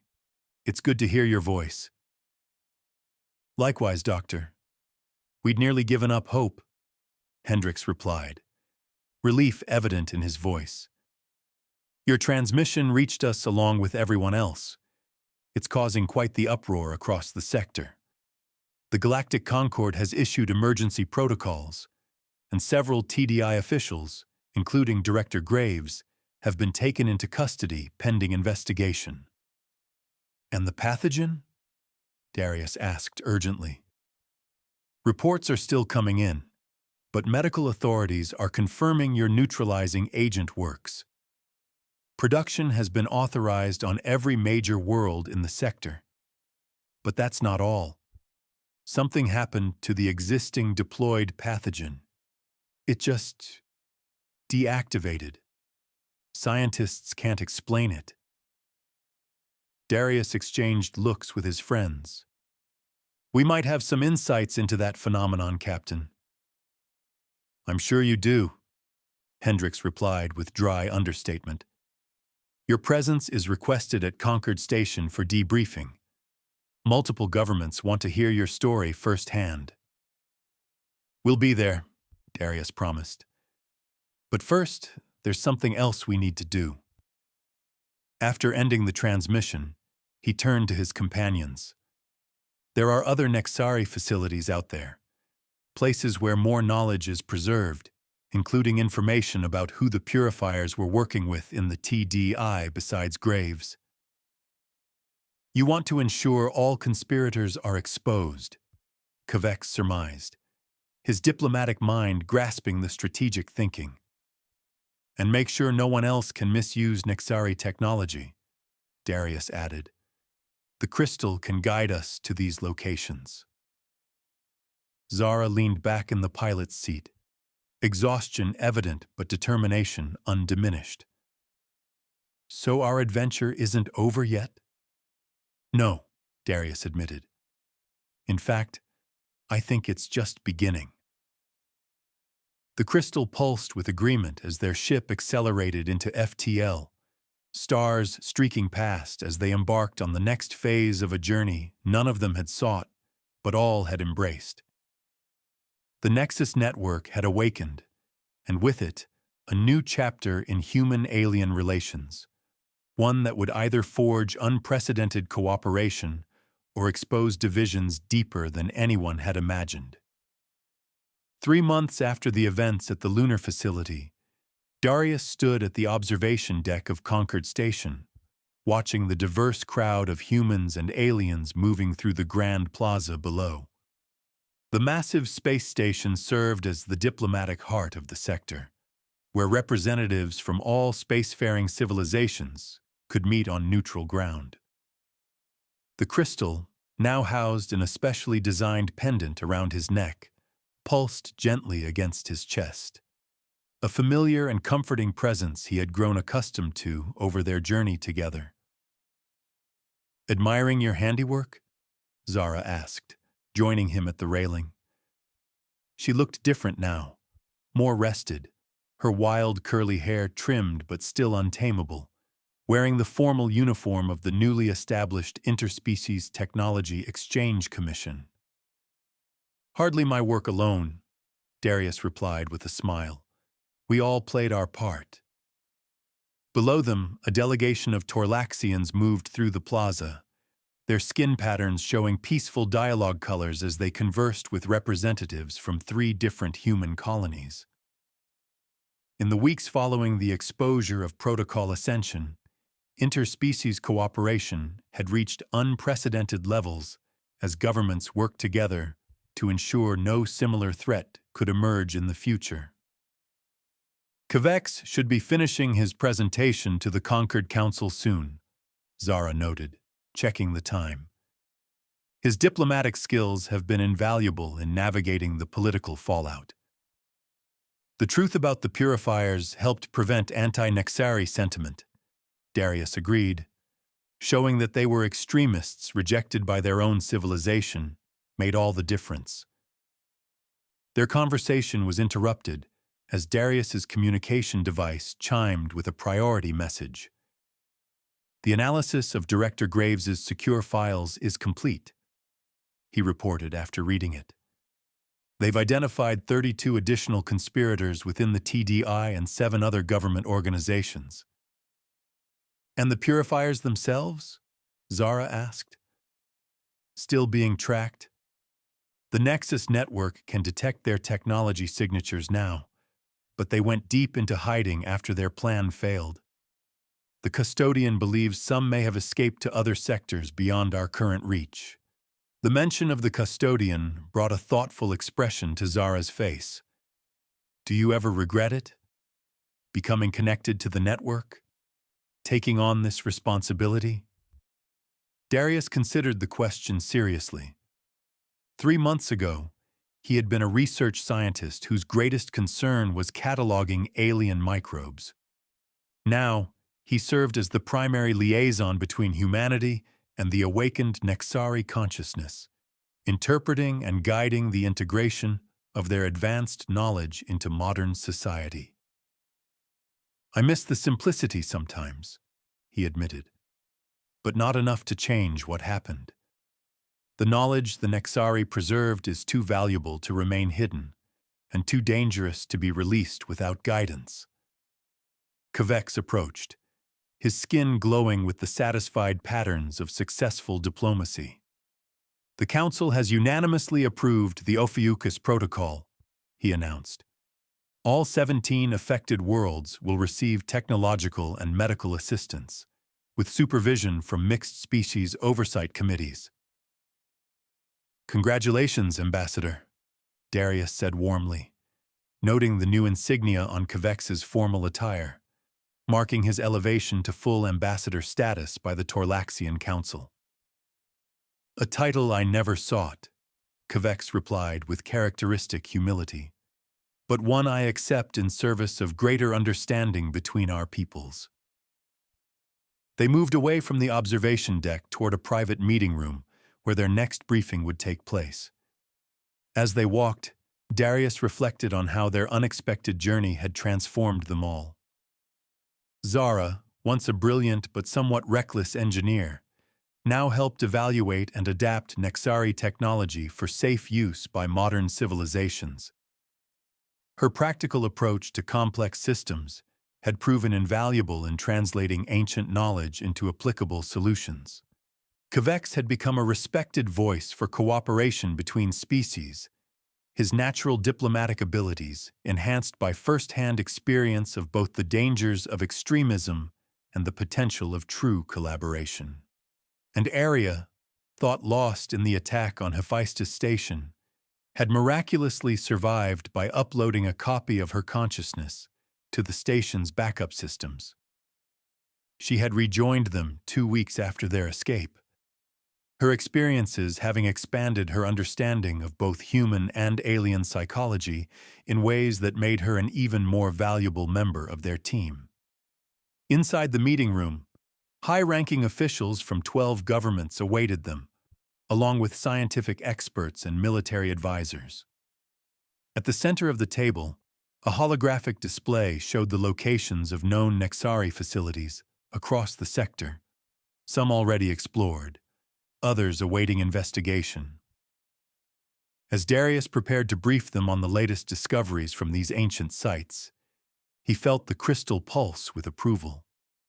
Its consciousness, a fragment of the custodian's vast intelligence, had become something between mentor and partner to him, guiding without controlling, suggesting without commanding. "Let's begin with the medical applications," he said, bringing up data on the first successful treatments developed from Nexari healing technology. The regenerative protocols have successfully treated conditions previously considered incurable, with minimal side effects. The briefing proceeded smoothly until Admiral Hassan, representing Earth's unified military command, raised the inevitable concern. "While these medical advances are certainly welcome," he said carefully, "the Council remains concerned about potential weapons applications. The same principles that allow cellular regeneration could, in theory, be adapted for the opposite purpose." Darius had expected this question. It arose in some form at every briefing. "The Nexus network contains safeguards against weaponization," he explained. "Knowledge is released in carefully structured sequences that prevent misapplication. This isn't about withholding information. It's about ensuring proper understanding precedes application." "Some would call that paternalistic," the Admiral noted, though without hostility. "Perhaps," Darius acknowledged. "But recent events have demonstrated the dangers of advanced technology outpacing ethical frameworks. The Nexari learned this lesson through their own near extinction. We have a chance to learn from their mistakes rather than repeating them." The discussion continued, addressing concerns and highlighting successes from the initial technology transfers. When the briefing concluded 2 hours later, Darius felt the familiar mixture of exhaustion and satisfaction that had become his constant companion. As the officials departed, Kvex approached with news. "The archaeological team at the Rigel outpost has discovered something you should see," he said, transferring data to Darius's device. "Possibly another key, similar to your crystal but with different functional parameters." Darius reviewed the findings with interest. The custodian mentioned there were multiple keys, each with specific purposes. This could help us access deeper levels of the network. "Which means another expedition," Zara noted, joining the conversation. "The Prometheus is refitted and ready for departure whenever we are." The thought of returning to field research, even under these extraordinary circumstances, filled Darius with unexpected joy. Despite his new responsibilities, he remained a scientist at heart, driven by curiosity and the desire to understand the universe's mysteries. "We'll leave tomorrow," he decided, "after I complete my promised lecture at the Academy." Later that evening, Darius stood alone on a smaller private observation deck, watching as ships arrived and departed from the station, a constant flow of movement that represented the interconnectedness of the sector's civilizations. The crystal warmed against his skin, and he felt, rather than heard, the custodian's presence. "You have done well, Preserver." "We've only begun," Darius replied softly. "There's so much more to learn, to understand. That is why you were chosen. Your quest for understanding never ends. It simply evolves." "I still worry about the responsibility," Darius admitted. "One person shouldn't control access to an entire civilization's knowledge. You do not control, you facilitate. The network responds to many voices now, not just yours. Balance is maintained." Darius thought of the oversight committees established on each world, the mixed species research teams, the transparent reporting systems, all designed to ensure the Nexari knowledge benefited all without giving any single entity too much power. What about the purifiers? They're still out there. Yes, and others like them across the galaxy. Those who fear difference, who seek dominance rather than harmony. They are part of the great cycle. the challenge that forces growth and adaptation. You sound almost grateful for their existence, Darius observed with slight surprise. Without contrast, there is no color. Without challenge, no growth. The purifiers represent one possible path, the path of control and limitation. You represent another, understanding and expansion. Both will always exist in some form. The profound acceptance in this statement struck Darius as both alien and deeply wise. The Nexari had transcended not by eliminating conflict, but by understanding its role in the greater pattern of existence. Director Graves refused to cooperate with the investigation, Darius said, changing the subject. He still believes he was serving humanity's best interests. Many who cause great harm believe they serve a greater good. This, too, is part of the pattern. His choice was made in fear that humanity would be diminished by true partnership with other intelligences.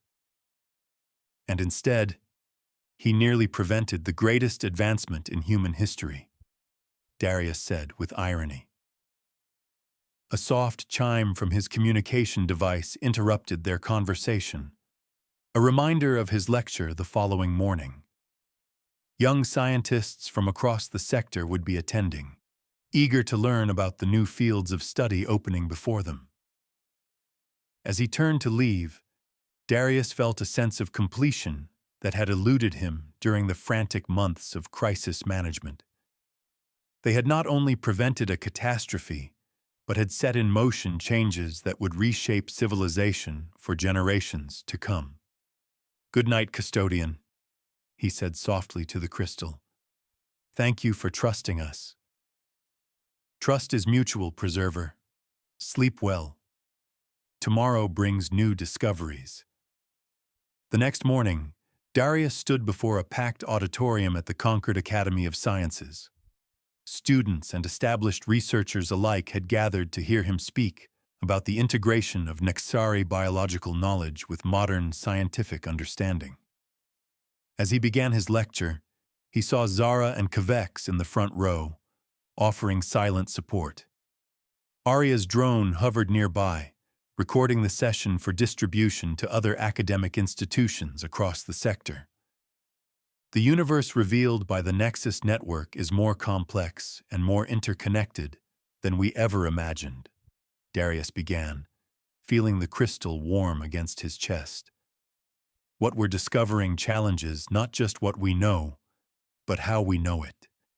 He brought up holographic displays showing the advanced medical treatments already saving lives across multiple species, the environmental restoration techniques healing damaged ecosystems, and the energy systems that promised clean, abundant power for worlds that had struggled with resource limitations.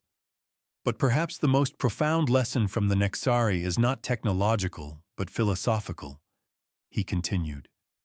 They learned, through near extinction, that knowledge without wisdom leads to destruction.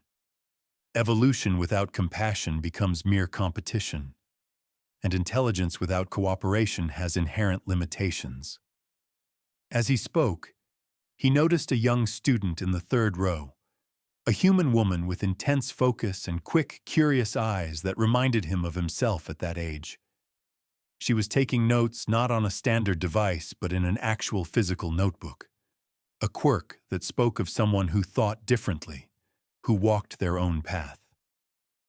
The future we're building isn't one where humans simply adopt alien technology or where different species maintain rigid separation, Darius explained. It's a genuine synthesis, a new path forward that incorporates the strengths and insights of all participants.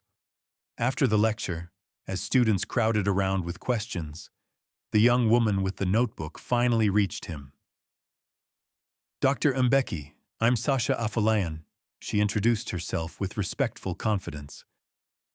"I've been studying your work on cross-species microbial symbiosis, and I have a theory about applying Nexari cellular principles to enhance those relationships." Darius listened as she outlined an approach that showed genuine insight, connecting concepts in ways he hadn't considered. The crystal pulsed subtly, indicating interest. "That's a fascinating hypothesis," he said when she finished. "Would you be interested in joining our research team on the upcoming Prometheus expedition? We could use someone with your perspective." Her eyes widened with surprise and excitement. "Absolutely. I'd be honored." As arrangements were made and contact information exchanged, Darius felt a profound sense of rightness. This was how knowledge should be passed forward, not hoarded or weaponized, but shared with those who would use it wisely and develop it further. Later that day, as the Prometheus prepared for departure, Darius stood in the main laboratory, his original domain before everything had changed. He had insisted on maintaining his role as lead researcher despite the administrative responsibilities that came with being the primary Nexari liaison. "Setting course for the Rigel outpost," Captain Hendricks announced over the communication system. "Estimated arrival in 3 days." Zara entered the lab, now dressed in her preferred engineering coveralls rather than the formal uniform she saved for official functions. "Engine modifications are holding stable. The Nexari propulsion principles have increased efficiency by 37%. Kvex joined them, his skin showing anticipation patterns. "The Torlaxian Council has authorized me to establish a permanent diplomatic mission at the Rigel facility, assuming it proves as significant as we believe." ARIA's drone hovered into the lab, her holographic avatar projecting with new complexity, evidence of her continued evolution. "All systems optimal. Research equipment calibrated to Nexari specifications." Sasha Afolayan, their newest team member, arrived last, trying unsuccessfully to contain her excitement as she took in the advanced laboratory. "I still can't believe I'm here," she admitted. 3 days ago, I was writing my thesis on theoretical xenobiology. Now I'm going to see actual Nexari technology." Darius smiled, feeling a sense of completion as he looked at the team they had become, a microcosm of the cooperation developing across the sector. A human scientist, an engineer who understood the practical applications of theory, a diplomat who bridged cultural divides, an AI who represented the potential of synthesized consciousness, and now a young researcher who would carry their work into the next generation. "The real journey is just beginning," he told her, the crystal warm against his skin as the Prometheus broke orbit and set course for new discoveries. As stars streaked past the viewport, Darius thought of how far they had come from that first encounter with the derelict Nexus progenitor. How what had begun as a routine research mission had transformed into something that would reshape civilization itself. The crystal pulsed gently, and with it came the custodian's final thought for the day. "Every ending is a beginning. Every discovery opens new questions. This is the true constant in all intelligent life, the endless journey toward understanding." Darius couldn't have agreed more. Thank you for journeying with Dr. Darius Mbeki and his team aboard the Prometheus. We hope you were as captivated by the discovery of the mysterious derelict vessel and the unfolding interstellar mystery as we were. It's been a thrill diving deep into unknown territories, facing unforeseen dangers, and witnessing the courage of characters like Darius, Zara, Kvex, and ARIA. Their quest for understanding and the fight against a hidden threat truly redefined their world. This story of discovery, betrayal, and the quest for truth is just one piece of the vast universe awaiting exploration.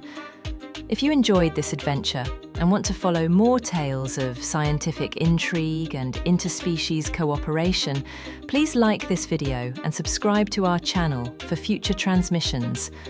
Your support helps us continue to bring these stories to life.